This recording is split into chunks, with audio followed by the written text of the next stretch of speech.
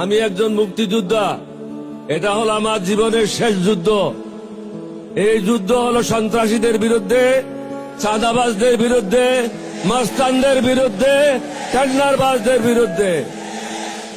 মানুষকে জেগে উঠতে হবে। কয়েকটা টাকার বিনিময়ে, মিথ্যা কথার আশ্বাসে জাতিকে বিক্রি করবেন না। বিগত 25 বছর মোদির গোলামি করেছে তারা। মোদির গোলামদেরকে আপনারা ভোট দেবেন না, ঋণ খেলাপিদেরকে ভোট দেবেন না, মাস্তানদেরকে ভোট দেবেন না, সন্ত্রাসীদেরকে ভোট দেবেন না।